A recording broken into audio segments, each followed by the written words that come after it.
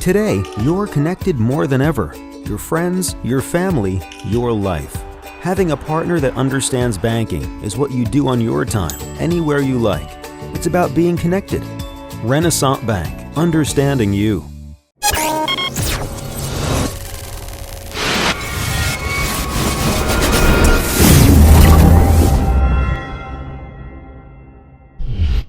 Sponsored by Renaissance Bank.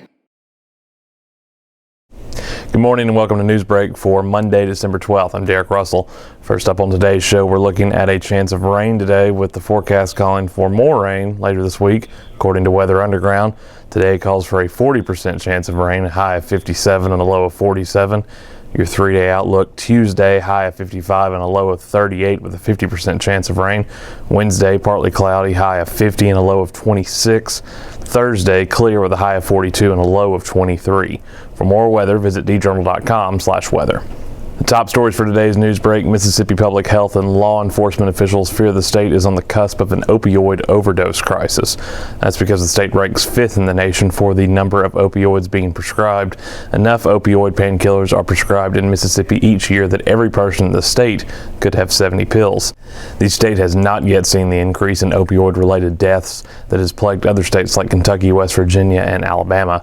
But with prescription rates so high, officials fear it may only be a matter of time. Statistics show that 4 out of 5 people addicted to heroin started by using opioid pills. As a result, Mississippi Governor Phil Bryant issued an executive order last week to create an opioid and heroin study task force. The Daily Journal also has run an extensive 2-day series examining the issues with opioid abuse and the steps being taken to now combat a potential health care emergency.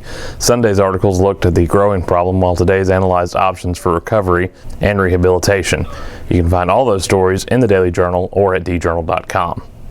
State employees could soon lose their civil service protection. Both legislative leaders and Governor Phil Bryant have spoken in favor of limiting the protection.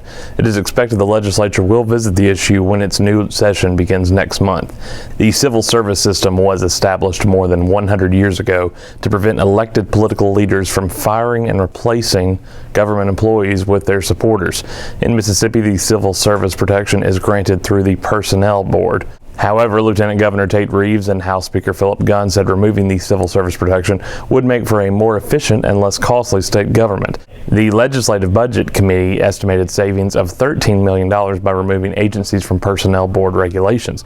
Bryant also called for all agencies to receive exemptions from the Personnel Board for the next 12 months. He said safeguards should be put in place to ensure agencies don't use that change to provide raises to employees. Past efforts to remove various agencies from civil service protection have been opposed by Democrats in the legislature. They cite the need to prevent political patronage. Diners have become familiar with the red roof at the Bonanza restaurant on South Gloucester Street in Tupelo for more than 40 years. The eatery has been part of the Tupelo dining scene since 1973 and is one of the last of its kind. The Tupelo Bonanza is one of only 12 still operating across the country with the name and is the only location south of the Mason-Dixon line. At their peak, there were some 600 Bonanzas nationwide. Bonanza was founded in 1963 by Dan Blocker, who played Hoss Cartwright on the popular television show of the same name. Today, the brand is owned by Texas-based Homestyle Dining, but Tupelo franchise owner John Mason said the local restaurant basically operates on its own. The eatery is known for its steaks and is also known for some of its employees. Cook Albert Fears has worked at the Tupelo restaurant since it opened and can grill as many as 30 steaks at one time. General Manager Marshall Cotton said Fears is one of the reasons people come back. Business has changed over the years too. Nights and weekends used to be the busiest time. Now the biggest crowds come at lunch on Sundays. In sports, normally songs like Winter Wonderland, Rudolph the Red-Nosed Reindeer, and All I Want for Christmas Is You wouldn't be used to motivate a bunch of football players.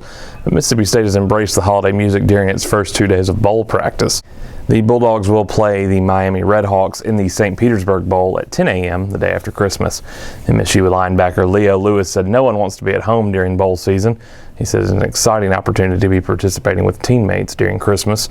Getting to the bowl game was an uphill climb for the Bulldogs after they entered November with 3 wins and 5 losses. State managed to split its final 4 games to finish 5-7 and qualified for a bowl because of its high academic progress rate. The Bulldogs will face a Redhawks team that has finished its regular season with 6 straight wins to finish 6-6. Although the Bulldogs are heavily favored, they say Miami has their attention. And that's all for Newsbreak today. Remember that this show is just one of the many online offerings courtesy of the Daily Journal that gets you news off the page and on the go. We also have the Memo podcast, which delves deeper into the local news of Northeast Mississippi with analysis and commentary each Monday, Wednesday, and Thursday. You can find that online at memo.djournal.com or wherever podcasts can be downloaded. This afternoon, you can catch the Capitol View webcast live at 2 at djournal.com, where Daily Journal Capitol Bureau Chief Bobby Harrison discusses what's taking place in state politics. Each story to discuss today on Newsbreak can be found online at djournal.com, where you can also find a new episode of Newsbreak each weekday at 7 a.m. Thanks for joining us. I'm Derek Russell.